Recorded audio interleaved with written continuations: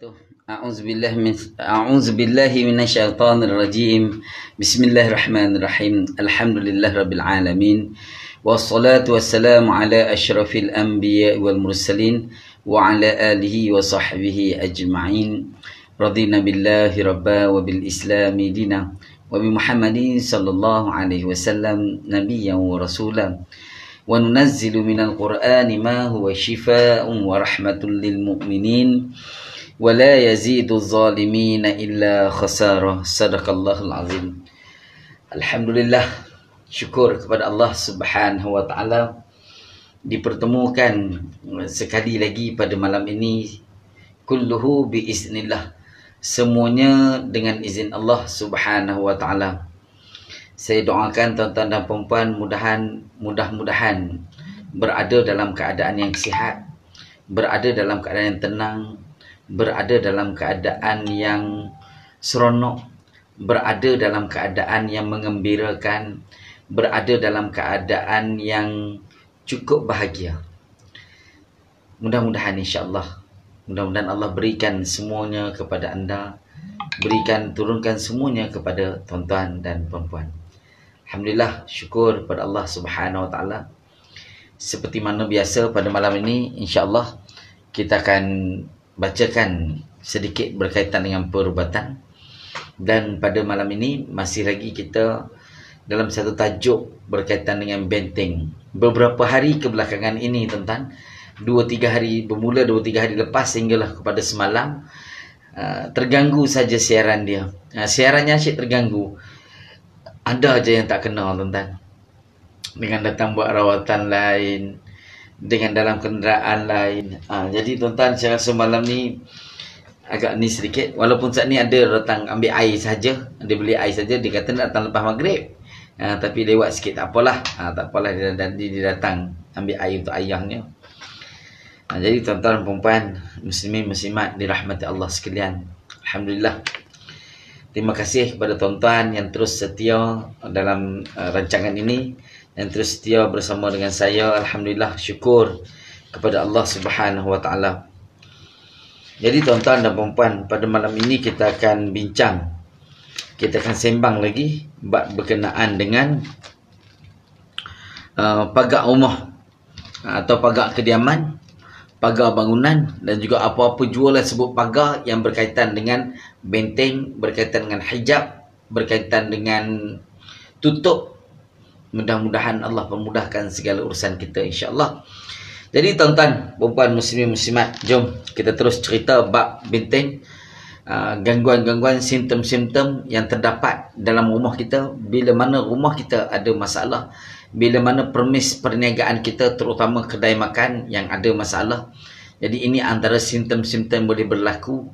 Tuan-tuan, puan-puan, muslimin muslimat, jom kita tengok apa dia. Ini sambungan yang lepas. Okey, itu hari kita cakap, nampak yang last semalam saya sempat kongsi sampai ke Pulan Asap, dan saya cerita pengalaman saya satu ketika itu hari di utara tanah air tuan-tuan. Di utara tanah air yang nampak asap. Bukan saya nampak tuan-tuan, tapi pesakit itu sendiri yang cerita dia nampak asap tersebut. Dan kita lihat pada malam ini pula, iaitu pintu atau tingkap bergegar atau terbuka dengan sendirinya. Pintu yang kita dah katuk, pintu yang kita dah tutup, tak ada angin, tak ada apa, rasa dia gegar. Tang. Baru ni beberapa minggu lepas, bulan lepas, kecoh kita di Malaysia, gegar pintu rumah tengah-tengah malam. Bila buka tak ada orang, Dia tuan, ni sama juga berlaku tuan-tuan. Bagi rumah yang ada gangguan, kebiasaannya gegaran ini yang berlaku. Seolah-olah kita dengar macam orang ketuk, tung. Pergi buka tak ada. Pergi buka tak ada tuan-tuan. Buka-buka tengah tak ada orang. Tak wujud pun orang kat situ. Tutup, kalau dia bunyi lagi tung. Kalau pun dia tak bingung dun, dia akan gegar. Bergegar tenan. Pintu atau tingkap kita bergegar. Yang pertama. Dan yang keduanya tuan-tuan, dia bukan saja kadang-kadang bergegar. Malahan walaupun telah dikunci, telah ditutup, tiba-tiba malam dia dia buka. Nak kalau ada yang bunyi engsel dah karat sikit tuan-tuan, dia bunyi seram dengar tuan-tuan. Dia bunyi tengah-tengah malam tuan-tuan, terbuka. Sedangkan kita dah yakin dan benar-benar pasti bahawa sebelum maghrib tadi kita dah tutup dan kita dah kunci pun, dah lock. Dah lock pun kan, dah kunci. Tak, tolak. Kita yakin, dengan sebenar-benar yakin bahawa kita dah kunci dah pintu rumah kita. Tetapi masih ada lagi yang buka. Siapa yang buka? Wallahualam. Mungkinlah ada penghuni-penghuni lain yang tidak bayar sewa kepada kita, yang sama-sama berada dalam rumah kita. Dia nak keluar, dia buka lah pintu tuan-tuan. Takkan dia nak gempuh, dia buka lah pintu. Jadi tuan-tuan dan puan, ini antaranya lah tuan-tuan. Seterusnya, rasa resah gelisah tanpa sebab bila berada dalam rumah atau permis perniagaan. Seperti mana saya sebutkan sebelum ni, bukan sekadar resah gelisah. Resah gelisah ni tuan-tuan, kita duduk dalam keadaan kita rasa tak selesa.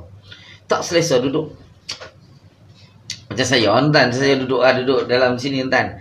Kadang-kadang selesa, kadang-kadang kurang selesa. Sebab apa? Kadang-kadang panas, kadang-kadang sejuk. Tuan-tuan. Kalau sebab saya tahu kat kipas tuan, ni baru saya dapatkan kipas kecil satu. Jadi selesa dah lepas ni tuan-tuan. Cuma tinggal kursi lagi tuan-tuan. Kursi cari yang selesa sedikit nanti tuan-tuan. Jadi tuan-tuan dan puan muslimin muslimat dirahmati Allah, resah gelisah di dalam rumah sendiri. Sedangkan dalam rumah sendiri itu kita istilahkan sebagai baiti jannati, rumahku, syurgaku. Tapi bila mana duduk dalam rumah kita tak rasa. Dalam syurga ni tuan-tuan, penuh nikmat yang kita duk katakan baiti jannati, di rumahku, syurgaku ni tuan-tuan. Syurga ni kalau diceritakan berkaitan di dalam dengan yang diceritakan Allah Subhanahu taala dalam Al-Quran dan dalam hadis tuan-tuan, yang di hadis daripada Nabi Muhammad sallallahu alaihi wasallam, bila cerita bab syurga ni tuan, ialah tempat yang sangat menarik, tempat yang sangat seronok, tempat kegembiraan, tempat untuk kita berseronok, bersukaria dah.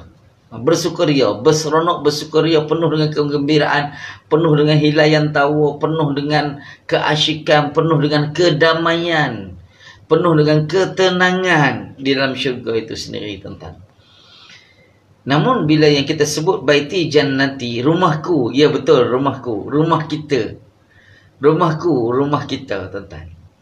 Tetapi dia tidak jadi jannati, rumahku, syurgaku. Dia tak jadi tuan-tuan, dia tak jadi. Dia boleh pergi baiti je, baiti, rumahku, rumahku, rumahku. Tetapi dia tak boleh pergi ke jannati. Jannati itu tempat yang tenang, tempat yang damai, tempat yang seronok, tempat yang menyeronokkan tuan-tuan. Bila sebut jannati, jannah, syurga itu tuan-tuan. Tetapi rumah kita berlaku sebaliknya. Bagaimana untuk kita panggil rumah kita sebagai jannati, baiti jannati? Tak boleh nak panggil baiti jannati tuan-tuan. Tak boleh. Sebab tak tenang dalam rumah, resah gelisah, marah, gaduh. Kita tak seronok dalam rumah kita sendiri. Rasa tak bahagia dalam rumah kita sendiri. Rasa menyampah dalam rumah kita sendiri. Rasa tak boleh nak duduk dalam rumah sendiri. Dalam rumah sendiri tuan-tuan. Bukan rumah orang lain. Jangan cerita rumah orang lain. Rumah sendiri tuan-tuan. Kalau tuan-tuan ada perasaan yang ini tuan-tuan, berkaitan dengan simptom-simptom yang saya sebutkan ini, itu antara simptom rumah kita ada penghuni yang tak bayar sewa. Ada benda lain yang duduk bersama-sama dengan kita. Sama ada benda tu tadi dihantar melalui sihir, ataupun yang asal kejadiannya daripada tempat tersebut, ataupun yang berkaitan dengan keturunan kita yang kita ambil. Kadang-kadang tak ambil pun kita tak tahu, benda tu turun kepada kita. Dia boleh jadi dengan pelbagai tuan. Saya sebut istilah gangguan ni ialah menyeluruh tuan. Dia lebih umum sedikit. Jadi tuan-tuan dan puan muslimin muslimat yang dirahmati Allah sekalian, antara tanda yang lain, simptom yang lain berkaitan rumah, dia sama tuan. Permis perniagaan pun sama. Dan bukan sekadar itu tuan-tuan, kadang-kadang orang yang berniaga ni toke dia, bos dia tuan-tuan, kerap bergaduh dengan pekerja dia. Ada je benda tak kena. Sedangkan kalau tengok lah benda sikit, air tertumpah atas meja, pelanggan pun tak ada, dia angkat pinggan. Orang dah balik dah lepas makan, angkat-angkat tertumpah lah sedikit tuan-tuan. Oh, dia punya toke, dia punya bos bukan main marah, maki hamun siap carut pula tuan-tuan. Sebelum ni tak begitu.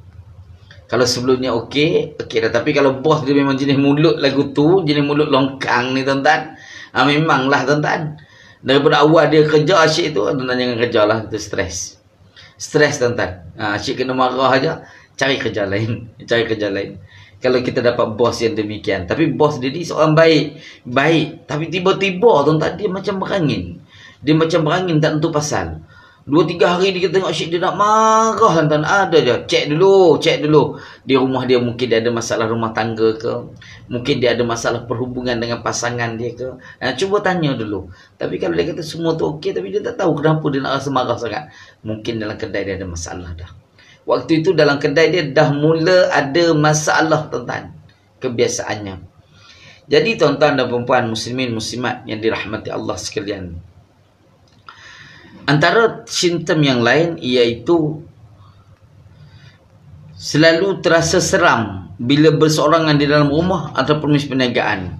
Tiba-tiba dia rasa seram, dia main bulu roma tu tingkat belakang. Dia main dalam bulu roma tadi, dia mari tuan-tuan. Dia rasa macam meremang bulu roma dia tuan-tuan. Meremang bulu roma dia. Jadi bila meremang ni tuan-tuan, dan dia kebetulan dia rasa macam dah lama remang, dia rasa macam takut pula. Dia rasa macam takut. Selama hari ni duduk rumah seorang tak ada masalah. Selama hari ni duduk di kedai makan tengah-tengah malam seorang pun tak ada masalah. Tapi tiba-tiba 2-3 hari ni tuan-tuan, 2-3 hari ni dia rasa macam semacam. Dia rasa macam ada orang duk perhatikan dia. Dia rasa macam ada orang duk tengok dia tuan-tuan. Duk rasa macam ada je yang tak kena tuan-tuan. Dia rasa tuan-tuan, dia rasa. Sedangkan benda tu tidak terjadi. Sedangkan dia tak nampak tuan-tuan, kita sebab dia tak nampak. Jadi tuan-tuan, benda tu mungkinlah benar-benar terjadi. Ada benda lain yang tengok tapi kita tak nampak dia tuan-tuan. Dia rasa seram. Tiba-tiba dia rasa seram sejuk. Seram sejuk ni seolah-olah macam kita rasa mari geram tuan. Dia mari bulu roma, dia tiba-tiba pacak meremang tuan. Rasa besar leher ni tuan. Besar leher diterangkat semua nampak meremang tu kita. Tuan-tuan, gitu tuan-tuan. Ataupun dia rasa takut. Kadang-kadang tak rasa meremang tapi dia rasa takut. Kita telefon, "Bang, bila lagi nak balik? Lambat lagi ke?" Kenapa bini aku 2-3 hari ni asyik telefon suruh balik awal ni? Asyik suruh balik cepat je, pasal apa tuan-tuan? Rupa-rupanya rumah kita ada masalah. Rupa-rupanya rumah kita ada gangguan. Kita boleh rasa sendiri tuan-tuan ni. Yang ni kita boleh rasa sendiri. Nanti kalau sempat malam ni saya akan cerita. Tapi tak sempat biasanya. Kalau tak sempat malam ni, saya akan cerita bagaimana kaedah untuk kita kesan kehadiran makhluk halus, kesan kehadiran jin dalam rumah kita. Dalam rumah kita, jin yang mengganggu lah, jin yang mengganggu kehidupan kita, jin yang mengganggu perhubungan kita. Sama ada jin tu daripada jin sihir ataupun jin saka ataupun yang sebagainya. Tapi yang mengganggu kita, kalau tak ganggu dia setakat lalu tuan, tak ada masalah tuan. Ni yang ganggu. Ganggu hidup kita, ganggu kerjaya kita, ganggu hubungan kita suami isteri, ganggu hubungan kita dengan anak-anak, ganggu hubungan kita dengan mak dengan ayah. Kita jadi bergaduh dengan mak ayah dengan asbab benda ni tadi tuan-tuan. Nanti saya akan cerita di akhir nanti. Kalau sempat malam ni saya akan cuba sampaikan malam ni. Kalau tak sempat malam ni, kita tengok next nanti insya-Allah. Saya akan cuba cerita bagaimana kita nak kesan, bagaimana nak tangani benda-benda ini. Jadi tuan-tuan dan puan-puan, antara simptom lain yang terdapat dalam rumah kita bila mana ada benda lain dalam rumah ataupun ada jin dalam rumah, antaranya selalu melihat kelibat atau bayangan dalam rumah. Nampak kelibat hitam ke, kelibat putih ke, bayang-bayang ke. Bukan bayang-bayang orang lah tuan, bukan bayang-bayang orang. Dia nampak kelibat biasanya. Kadang-kadang sepintas lalu, zoom. Dia minum. Benda apa saat ni tu? Benda apa saat ni tu? Yang lalu saat ni. Yang lalu saat ni dia nampak tuan. Dia nampak benda apa dia pun tak tahu. Dia pun tak tahu tuan. Jadi tuan-tuan dan puan, ada juga kadang-kadang dia rasa macam dia tengok sini, lepas tu nampak macam dia macam ada benda lintah. Macam ada benda lintah tuan-tuan. Dia rasa dalam rumah tuan-tuan. Ini perkara ni berlaku di dalam rumah atau dalam perniagaan ataupun di dalam mana-mana pejabat yang kita bekerja tuan-tuan. Dia ada gangguan dalam tu. Sering kehilangan wang secara tiba-tiba. Nah ni tuan-tuan, hak ni sama juga tuan-tuan. Sering kehilangan wang secara tiba-tiba, hilang duit ni biasa berkaitan dengan toyol lah tuan. Ini berkaitan dengan toyol biasanya. Duit tu hilang tiba-tiba. Duit kita kira tadi elok dah tuan, letak dalam dompet, letak pula dalam handbag tuan-tuan. Dah cuba dah. Tetapi tuan-tuan, kira-kira tak cukup. Hilang. Kira-kira tak cukup tuan-tuan, dia hilang. Hilang tiba-tiba. Tapi cek lah dulu tuan-tuan. Kalau ada CCTV, cek dulu. Mungkin toyol kepala hitam. Cek dulu. Kalau dah cek tak ada apa-apa, mungkin yang berkaitan dengan gangguan. Seterusnya, sering terjaga di waktu malam atau tengah malam. Sering terjaga di tengah malam. Tuan-tuan, kalau terjaga kita bangun tahajud, okey, Alhamdulillah. Tapi kadang-kadang kita tak boleh nak bangun sebab terlampau letih. Kata tidur pukul 10, pukul 12 lagi dia bangun. Pukul 1 lebih kan dia bangun. Pukul 2 lebih kan dia bangun. Pukul 3 lebih kan dia bangun. Dia mengantuk tuan. Bila tidur dia terganggu, dia akan letih. Badan dia akan lemah, badan dia akan letih. Besok dia nak pergi kerja pun dia rasa malas tuan-tuan. Kalaulah berlarutan perkara ini berlaku tuan-tuan, tak perlu lama, cukup 3-4 hari saja tidur dia terganggu yang sebegini tuan-tuan. InsyaAllah badan dia akan mula lemah. Badan dia akan lemah. Bila badan lemah tuan, mudah pula kena gangguan-gangguan yang lain. Jadi jalan yang terbaik tuan-tuan, kalau tuan-tuan ada simptom-simptom sering terganggu di tengah malam atau sering terbangun di tengah malam, terganggu dan terbangun di tengah malam, cepat-cepat pergi dapatkan rawatan.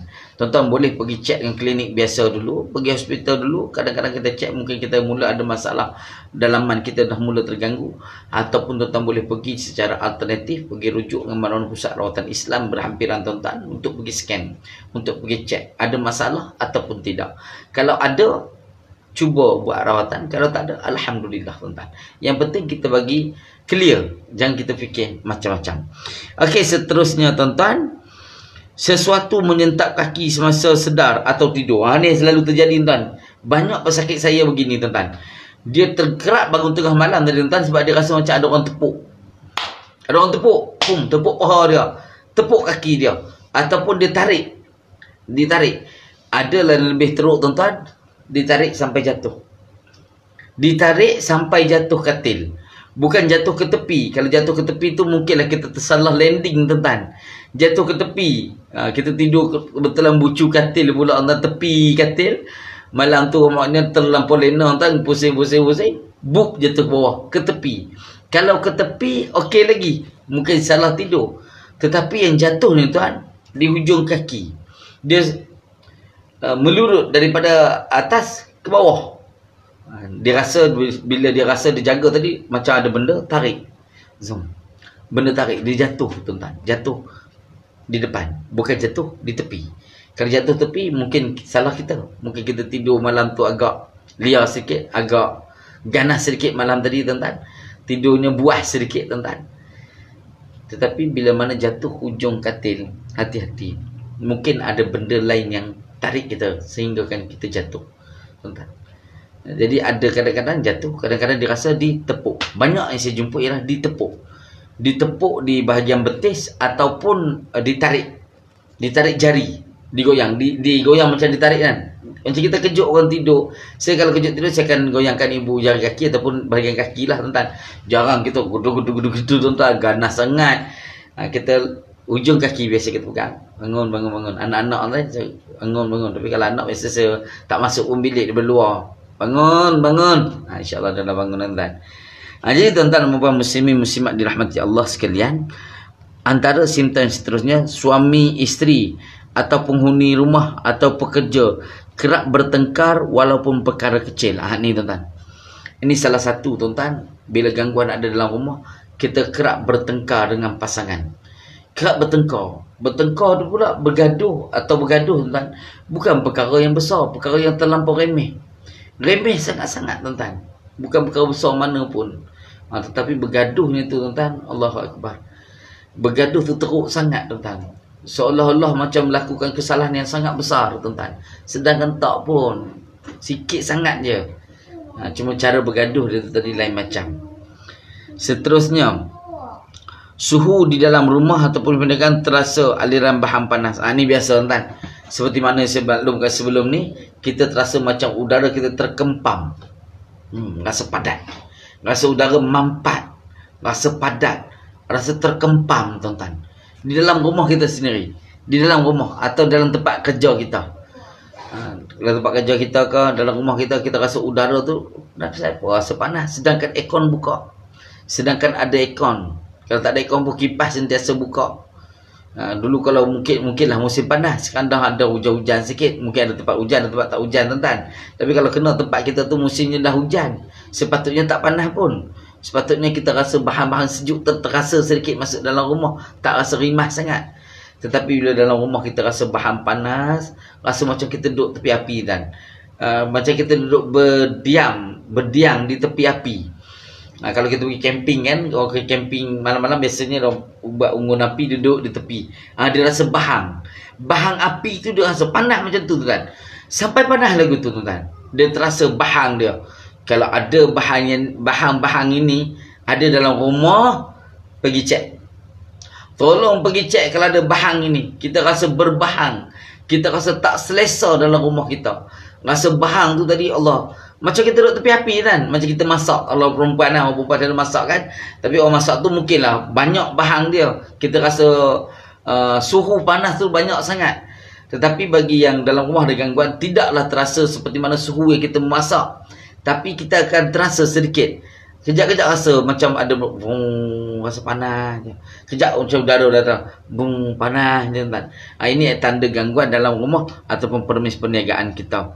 Begitu juga tanda lebam pada anggota badan. Dia ada lebam-lebam pada anggota badan. Saya ulang banyak kali dah ni tuan-tuan, tanda ni tuan-tuan. Antara tanda berkaitan dengan saka pun lebam juga. Tapi dalam rumah pun ada juga kesan lebam. Makna di dalam rumah tu tadi, mungkin yang ganggu dia ialah saka dia sendiri. Saka keturunan dia sendiri. Sebab tu dia lebam-lebam badan. Tapi bab lebam-lebam badan ni, pertama sekali, boleh pergi cek di klinik, di hospital dulu. Pengalaman saya tuan-tuan, jumpa orang yang pesakit yang lebam seluruh badan. Lebam seluruh badan. Bila lebam seluruh badan tuan, rupa-rupanya dia dah mulai ada masalah buah pinggang. Buah pinggang yang kronik lah tuan. Buah pinggang yang kronik, biasanya badan dia banyak lebam. Tapi lebam berkaitan dengan gangguan ni tuan, biasanya di bahagian lengan kedua ni. Kemudian di bahagian peha atau bahagian betis. Biasa bahagian peha tuan-tuan. Dan lebam berkaitan gangguan ni tuan. Dia lebam. Dan ada kesan dua lagi lebam. Lebih lebam tuan-tuan. Dia lebih lebam sedikit. Nampak lebih gelap. Seolah macam ada benda patuk. Macam ada taring tuan-tuan. Macam ada taring yang di kawasan tengah-tengah lebam yang besar tadi tuan-tuan. Ini lebam yang berkaitan dengan gangguan. Dia lebam-lebam badan. Kerap lebam-lebam badan. Terasa ada lembaga tidur bersama, bersetubuh, mengganggu, berdialog ketika tidur. Okey, ini bahaya tuan-tuan. Ini terutamanya orang perempuan lah. Benda ni banyak terjadi kepada orang perempuan. Iaitu berkaitan dengan terasa ditindih. Tindih satu hal. Tindih ni dari segi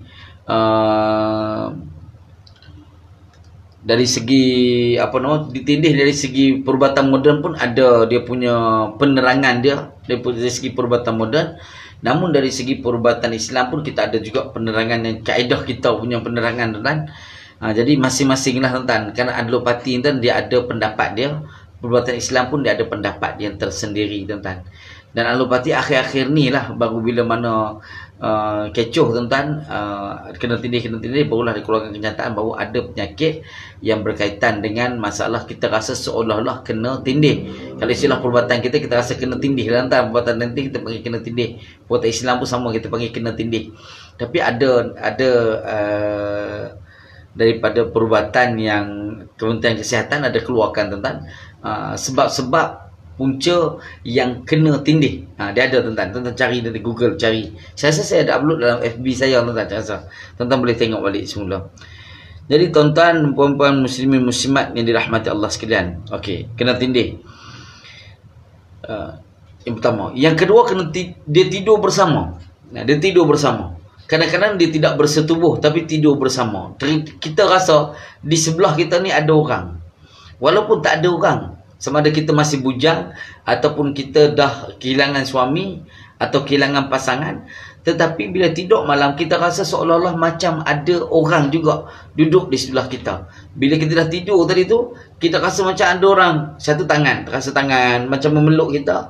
Dan satu lagi tuan-tuan, kita rasa macam katil kita tu, kita akan terakat sikit, seolah-olah benda sebelah kita duduk. Kan kalau katil-katilan kan ada tindak balas sedikit, bergerak-bergerak sedikit tuan-tuan. Terutama kalau tuan-tuan ni jenis tidur atas tilam air dan lagi dah terasa tuan-tuan. Bila duduk terus terangkat lah orang ni tadi tuan-tuan, dia akan terasa. Tapi tuan-tuan dan puan-puan muslim-muslimat ni, kita guna tilam biasa. Tapi bila orang duduk, kadang-kadang kita nampak, kebetulan kita berpaling, kita nampak seolah tilam kita tenggelam. Selimut kita pun macam tenggelam, seolah-olah ada orang baring di sebelah kita, tidur bersama. Dan lebih teruk lagi tuan-tuan, bila mana jin ni mula ganggu dengan lebih teruk lagi, iaitu dia mula menyetubuhi seseorang. Biasanya terkena kepada golongan wanita. Golongan wanita sering terkena gangguan ini. Dia disetubuhi oleh jin, disetubuhi oleh makhluk yang dia nampak. Dia rasa selama ni dia nampak saja, sampai satu ketika dia terasa disetubuhi. Macam mana boleh rasa? Rasa tuan-tuan. Orang dah kahwin dia tahu tuan. Orang dah kahwin dia tahu. Nah, rasa disetubuhi. Dia bersama, tetapi dia tak nampak benda tu, dia tak nampak tuan. Tapi terasa disetubuhi, terasa dihempap, ditindih, semua dia terasa tuan. Jadi kalau ada yang ini tuan, cepat-cepat buat rawatan segera. Cepat-cepat buat rawatan segera tuan. Sangat bahaya tuan, sangat bahaya. Jadi tuan-tuan dan puan muslim-muslimat, begitu juga kadang-kadang dia berdialog ketika tidur. Kadang-kadang dengar macam ngigau tuan. Ngigau, bebe tengah tidur. Tapi kadang-kadang kita dengar dia seolah sedang bersembang. Sedang berdialog, atau saya tulis sedang berdialog atau sedang bersembang. Dia bukan membebe yang kita tak apa nak faham, bukan membebe gitu tak. Ni dia macam bersembang. Nak apa? Alah, dah lama dah kat sini gini. Bersembang tuan. Macam dia bersembang. Hati-hati, itu juga mungkin ada masalah. Kemudian yang seterusnya tuan-tuan, terasa diri selalu diperhati dan diekori. Ini juga sama, saya dah terangkan. Terasa bahu ditepuk dari belakang. Okey tuan-tuan, terasa bahu ditepuk dari belakang. Satu ketika tuan-tuan, saya buat rawatan dan saya tak sempat nak balik ke Johor lagi. Waktu tu kebetulan buat rawatan belah utara juga tuan. Belah utara juga. Balik singgah rumah mak saya. Saya asal Perak, duduk di Lenggong. Jadi saya balik Lenggong tuan. Kebetulan kita singgah. Sepatutnya tuan, bila saya buat rawatan yang berat, yang sedikit berat begitu, saya tak boleh singgah mana-mana. Saya kena sampai ke rumah saya dulu. Sebab kita akan buat proses penyingkiran daripada kita yang ikut kita tadi tuan. Kadang-kadang bila kita buat rawatan, ada benda yang akan ikut kita tuan. Kita tak tahu. Ada benda yang akan ikut kita biasanya tuan. Tapi hari tu tuan, saya tak balik terus ke rumah, saya di Batu Pahat. Tetapi saya singgah rumah mak saya di kampung. Rumah kampung saya tuan, saya singgah tuan. Dan semayang, makan apa semua, minum. Besok dia baru saya nak balik. Mana sehari saya duduk di situ sampai tidur di kampung tuan, satu malam. Besoknya tu baru nak balik. Saya pun terasa macam ada masalah dalam rumah, macam ada masalah. Saya pun bagi tahu kat mak saya, kata mak, nanti apa hal bagi tahu balik. Mak dah mula takut. Kenapa pula? Saya rasa macam ada benda ikut saya semalam. Ada benda ikut, kita rasa macam ada benda ikut kita semalam. Tapi hari ni macam dah tak ada. Hari ni macam dah tak ada. Mungkin dia tinggal sekali kot. Dia kena tinggal. Mak atau apa tuan. Mak saya risau tuan. Risau lah dia tuan. Bawa balik lah dia tahu. Saya pun kata nak balik macam mana, kita pun tak tahu. Kita tak tahu. Ada kaedah dia tuan. Ada kaedah. Nah, jadi tuan-tuan, saya pesan kat mak saya lagu tu tuan. Sebab kita tak rasa. Sebab sewaktu kita dalam perjalanan nak balik tu, kita rasa dengan kenderaan kita jadi berat ni tuan. Kenderaan jadi berat. Kenderaan jadi tak pick up tuan. Jadi berat dan tak pick up kenderaan. Kita rasa macam kita bawa benda berat sangat-sangat tuan. Dan kita rasa pun sentiasa meremang je bulu tengkuk di sepanjang perjalanan nak balik tuan. Sepatutnya saya tak singgah. Tapi kadang-kadang bila kita dah lama tak balik, dah kita lalu tuan, lalu jalan lebih kurang saja. Keluar je daripada highway lebih kurang dalam 20 minit sampai kampung tuan. Jadi saya pun singgah. Nak balik besok saya bagi tahu mak, kalau ada apa-apa yang terjadi kat rumah pelik-pelik, mak telefon, saya kata. Saya pun balik sini tuan, siang hari. Maghrib kan mak saya telefon. Maghrib tuan-tuan, tak ada malam lagi tuan-tuan, tak ada malam malam sangat lagi. Maghrib tu mak telefon, pi. Dia kata, ada mak saya panggil saya pi tuan, pi. Dia kata, balik dia tak? saya sampai baru petang tu tuan. Baru petang tu saya sampai. Dia kata, pi balik lah. Buat apa saya tanya? Kalau ni bahasa Lenggong, bahasa Lenggong. Buat apa saya tanya? Buat apa? Buat apa mak? Kata, mak tak semaya tadi kata. Mak tak semaya tadi ada orang cuek hidung dia kata. Bahasa Lenggong kan. Mak tengah semayang tadi ada orang cuek hidung. Dia kata macam ada orang gitu. Tengah semayang, dia rasa macam ada cuek hidung. Tak apa lagi mak tengah semayang lagi dia kata. Lepas tu kan dengar terasa orang tepuk bau. 2 kali. Tepuk bau tu kan 2 kali. Mak saya tak edit dah dia kata, tak edit dah. Maghrib tu dia berhenti. Dia berhenti, biasa dia semayang di atas. Dia berhenti, dia turun semayang kat bawah tuan-tuan. Mak saya kena tuan-tuan. Dan malam tu tuan-tuan, malam tu pintu bilik yang saya biasa tidur di kampung tuan, pintu bilik tu digegar. Tung tung tung tung tung tung, mak saya duduk bawah. Mak saya duduk di bawah tuan-tuan. Mak saya di bawah. Dia gegar bilik tung tung tung tung tung tung tung tung tung tung. Besok tu pagi-pagi mak saya telefon. Baliklah pi, baliklah, malam tak ada tidur dia kata. Malam tak tidur, benda tu ganggu dia kata. Benda tadi duduk gegar pintu bilik tuan-tuan. Tapi dia tak gegar pintu bilik mak saya tuan-tuan. Dia gegar pintu bilik saya tidur di kampung tadi, dia gegar. Dung dung dung dung dung.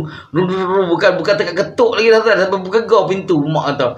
Mak duduk di rumah, duduk di bawah tuan-tuan. Saya rumah kampung ni rumah papan lama atas. Bawah ni kita sambung rumah simen dalam bawah.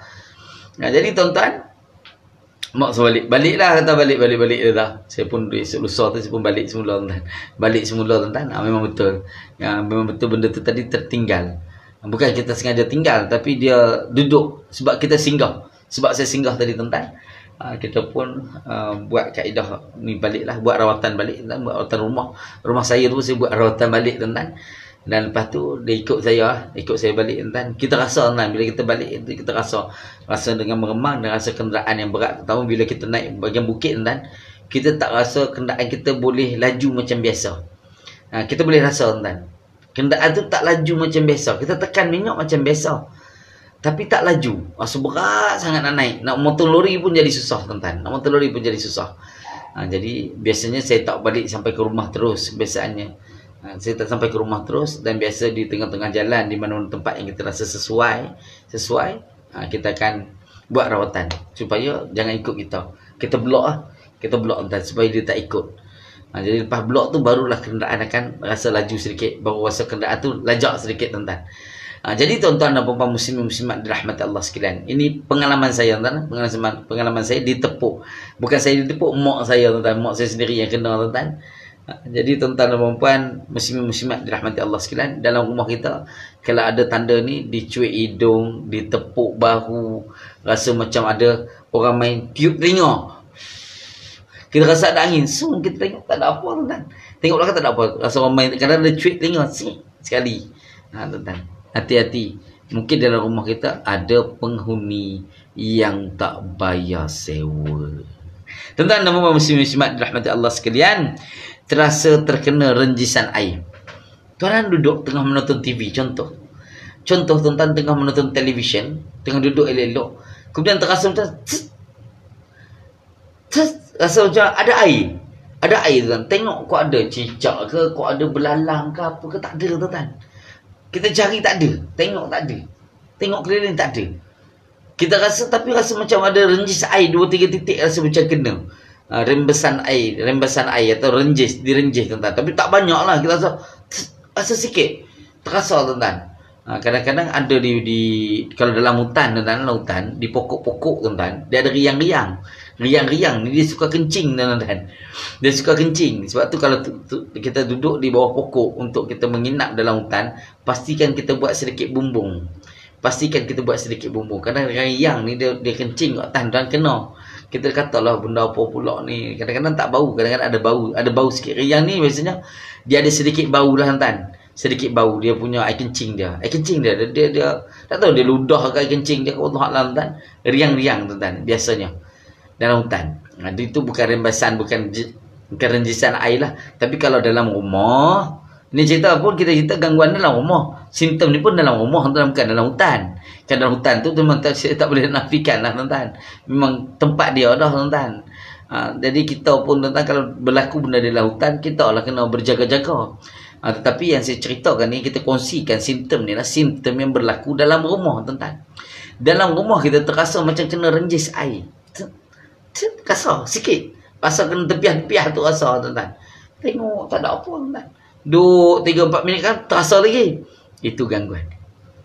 Itu gangguan, tuan-tuan. Lainlah kalau orang kepala hitam. Kalau orang yang ganggu dia pun nyorok, dia renjis air dia nyorok. Dia renjis air dia nyorok, tuan-tuan. Itu lainlah, tuan-tuan. Itu lainlah. Tu gurau senda antara suami isteri. Ni suami tak ada di rumah. Anak-anak semua dah tidur dah. Kebetulan dia nak layan, sementara nak tunggu suami balik, tuan-tuan. Layan tengok TV. Duk tengok TV, tuan-tuan. Tiba-tiba rasa benda angin, ataupun rasa angin ataupun rasa renjis. Ditiup telinga ataupun rasa kena air, renjisan air. Jadi tuan-tuan dan puan-puan, muslim-muslimat dirahmati Allah sekalian. Okey, yang seterusnya, tuan-tuan, dia banyaklah, tuan-tuan, banyak. Antara yang lain adalah udara yang mampat. Udara mampat ni memang paling utama lah, tuan-tuan. Udara dalam kedai kita rasa mampat. Udara dalam kedai kita rasa padat. Jadi tuan-tuan dan puan-puan, saya ada sedikit masa lagi. Saya nak kongsi dengan tuan-tuan cara kaedah. Kaedah untuk kita pagar rumah, pagar permis perniagaan mengikut kaedah yang saya biasa buat. Dia banyak kaedah, banyak metodologi dia. Kadang-kadang saya campur pun kaedah-kaedah ni, saya campur dengan kaedah ramai guru. Jadi saya campur-campur, tengok mana yang sesuai lah, tuan-tuan. Tengok mana yang sesuai untuk kita buat nak pagar rumah ni tadi, tuan-tuan. Jadi antara dia, tuan-tuan, bahan-bahan. Yang utama ni bahan-bahan dulu, tuan-tuan. Ini terpulang. Tuan-tuan nak sediakan bahan yang sama dengan saya sebut, ataupun tuan-tuan nak tambah sendiri, terpulang. Tetapi inilah secara basic, secara asas, bahan-bahan yang kita perlukan untuk kita buat pagar permis perniagaan, pagar rumah, dan juga yang pelbagai lah, berkaitan lah, yang berkaitan. Okey, dan bergantung kepada keadaan setempat, jenis perumahan. Kalau perumahan jenis perumahan apartmen, kondo, flat, kita tak guna garam, tuan-tuan, tak guna garam. Hanya guna air saja. Okey, tengok apa bahan-bahan dia, tuan-tuan. Yang pertama, tuan-tuan, kita akan sediakan lada hitam dan juga garam kasar.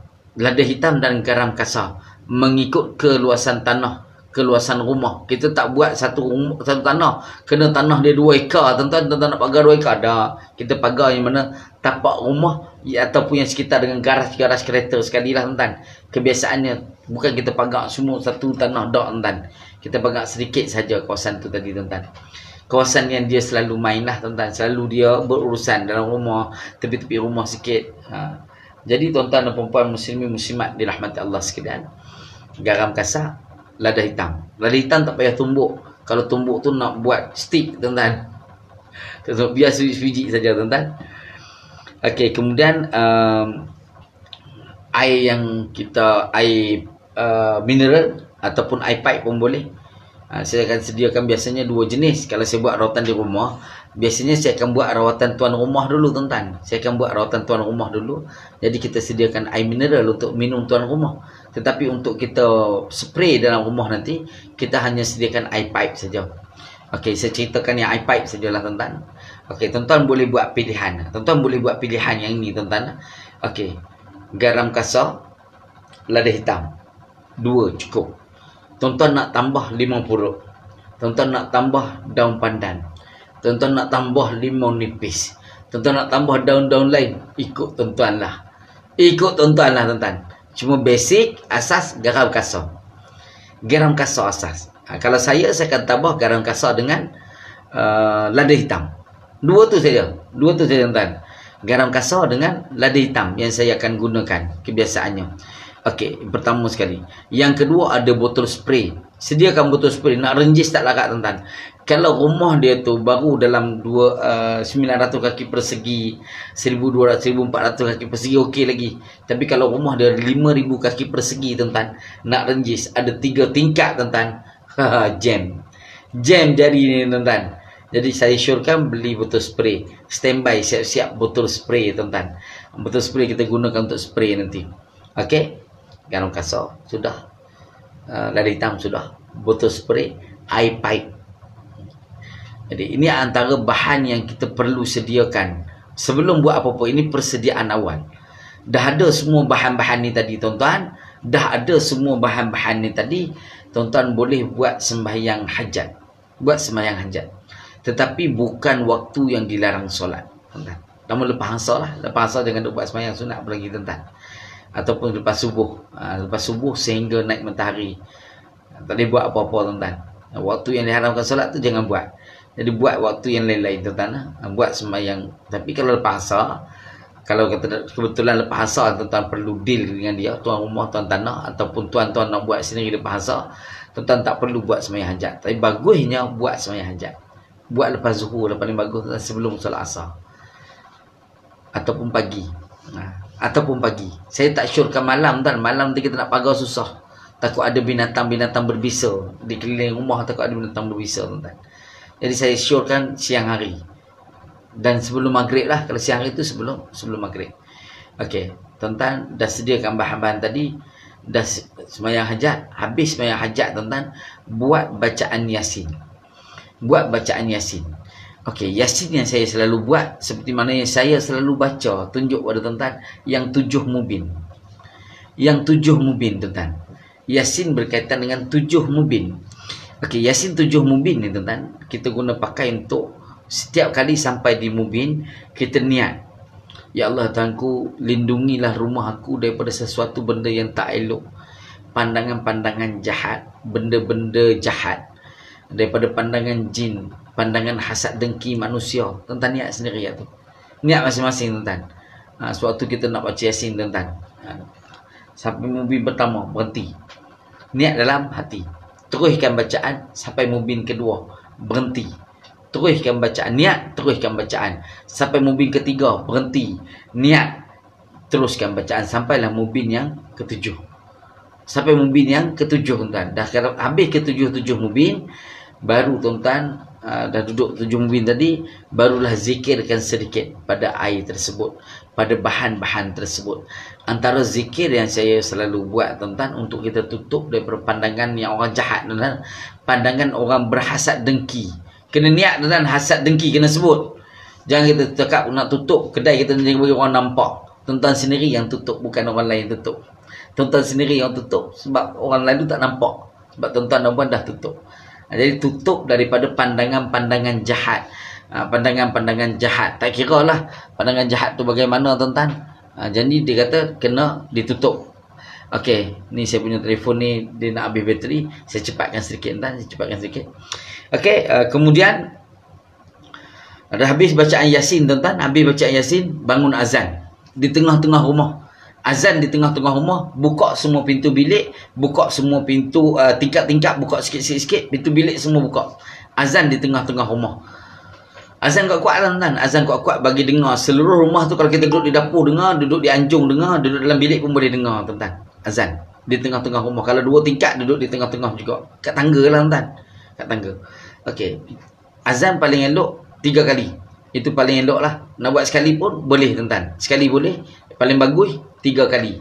Dah habis azan 3 kali, tuan-tuan. Tuan-tuan isi air tu tadi masuk dalam botol spray. Tuan-tuan spray. Tuan-tuan spray, kalau biasa saya spray ikut kiri, tuan-tuan. Biasa. Tuan-tuan nak spray ikut kanan pun boleh. Tapi saya biasa ikut kiri. Mengirilah, tuan-tuan. Ikut arah lawan jam. Daripada dalam rumah, kita menghadap keluar. Contoh begini, tuan-tuan. Ni tuan-tuan menghadap ke saya. Contoh tu nak menghadap keluar. Spray lah. Spray keluar. Di dinding-dinding. Di bucu-bucu di atas-atas. Keliling. Habis semua sekali. Kalau tingkat 2 naik sampai atas pun semua, tuan, sampailah bertemu balik dengan tempat yang kita mula. Bertemu balik dengan tempat kita mula. Nanti saya cuba. Banyak benda saya nak buat rakaman, tapi saya tak sempat, tuan-tuan. Saya tak sempat nak buat rakaman. Nanti, tuan-tuan. Saya cuba buat juga, tuan-tuan, insya-Allah. InsyaAllah saya cuba buat juga rakaman. Tuan-tuan boleh baca. Dan sepanjang kita spray tadi, kita hanya membaca surah Yasin ayat yang ke-9. وَجَعَلْنَا مِنْ بَيْنِ أَيْدِيهِمْ سَدًّا وَمِنْ خَلْفِهِمْ سَدًّا فَأَغْشَيْنَاهُمْ فَهُمْ لَا يُبْصِرُونَ. Ini asas. Ini asas, tuan-tuan. Asas. Saya percaya tuan-tuan siapa-siapa pun mudah nak baca ayat ni. وَجَعَلْنَا مِنْ بَيْنِ أَيْدِيهِمْ سَدًّا وَمِنْ خَلْفِهِمْ سَدًّا فَأَغْشَيْنَاهُمْ فَهُمْ لَا يُبْصِرُونَ. Tuan-tuan baca ayat ni, tuan-tuan. sehingga selesai. Orang bagi salam, tuan-tuan jawab dalam hati. Orang panggil, Mina buat apa tu? Jangan jawab dulu. Teruskan. Sampai habis. Sampai bertemu balik. Dah pusing. Sampai bertemu balik tempat tuan-tuan mula tadi tuan-tuan. Ini kaedah yang paling mudah. Guna botol, spray dan air kita telah bacakan tadi tuan-tuan. Lepas tu, okey, kalau rumah kita rumah atas tanah. Kalau rumah kampung, rumah teres, rumah atas tanah, banglo, kapal, kelok, tak kira lah jenis atas tanah. Tuan-tuan boleh gunakan kaedah garam pula untuk pagar. Biasa saya ambil daripada pagar. Daripada pagar lah. Kalau rumah tu rumah kampung, saya ambil daripada pos kereta. Kadang-kadang ada pos kereta depan. Okay, saya ambil lah daripada pos kereta tu. Bawa sama juga pusing. Kiri ke kanan. Kiri ke kanan dan pusing. Habis. Itu tabur. Tuan-tuan nak punggai ke? Nak tabur dari kutu ke? Nak tabur gini. Ni nak tabur gini pun boleh. Nak baling-baling pun boleh. Mana-mana lah tuan-tuan selesa. Nak cepat baling. Kalau saya baling kan. Saya baling nak cepat saya baling. Kalau saya ada masa yang panjang saya tabur lah. Tabur. Tapi pastikan tak putus tuan-tuan. Pastikan tak putus garam yang telah digaul dengan lada hitam tu tadi. Keliling rumah tuan-tuan. Keliling rumah. Sama juga bacaan dia, waja'alna min baini aydihim saddan wa min khalfihim sadda faghshaynahum fahum la yubsirun. Tetapi kalau tuan rumah tak ada masalah, tuan rumah pergi buat rawatan dulu. Lebih baik pergi buat rawatan dulu. Tuan-tuan, kalau kita pagar tanpa kita buat rawatan, gangguan masih ada di dalam. Kalau izin Allah benda tu jadi tuan-tuan. Ni semua kita minta dengan Allah tuan-tuan. Jadi tak itu semua dengan izin Allah. Kalau dengan izin Allah benda tu jadi, benda tu akan terperangkap di dalam pagar yang kita buat tadi tuan-tuan. Jadi dia akan ganggu kita selama-lamanya. Sebab tu kita buat rawatan dalam rumah dulu tadi. Kita azan dulu, buat rawatan tuan rumah dulu, baru kita buat keliling. Tapi kalau tuan-tuan tidak ada masalah, hanya permis saja, hanya rumah saja, tuan-tuan terus boleh buat kaedah yang saya bagi tahu tadi tuan-tuan. Itu salah satu kaedah tuan-tuan. Salah satu kaedah dia. Tuan-tuan, banyak kaedah yang lain. Nanti saya akan kongsikan kaedah yang lain pada malam besok. Malam ni cukup lah. Ni kaedah yang pertama. Tuan-tuan boleh buat kaedah pertama, kedua, ketiga atau keempat. Mana-mana kaedah yang tuan-tuan rasa tuan-tuan suka lah. Mana saja tuan-tuan yang tuan-tuan rasa tuan-tuan nak buat, silakan. Jadi buat sekurang-kurangnya sekali dalam rumah kita. Sewaktu kita duduk dalam rumah tersebut tuan-tuan. Selagi mana kita duduk dalam rumah tu lah, buat sepaling tidak pun sekali tuan-tuan. Jangan buat banyak kali, ya sekali pun dah cukup dah. Cubalah tuan-tuan, mudah-mudahan Allah hindarkan, mudah-mudahan Allah jauhkan kita daripada gangguan jin dan juga syaitan, dan juga hasad dengki daripada manusia, pandangan-pandangan jahat daripada manusia. Okey, jadi tuan-tuan dan puan, cukup setakat itu. Yang baik itu datang dari Allah Subhanahu Wa Taala, yang kurang tu daripada kelemahan diri saya. Jadi tuan-tuan dan puan, insya-Allah pada pagi esok macam biasa kita akan jumpa cerita berkaitan dengan alam barzah, cerita berkenaan dengan kubur, alam kubur, bercerita berkenaan dengan alam akhirat, insya-Allah. Jadi tuan-tuan, yang baik itu datang dari Allah SWT, yang kurang berkelemahan diri saya. Assalamualaikum warahmatullahi wabarakatuh.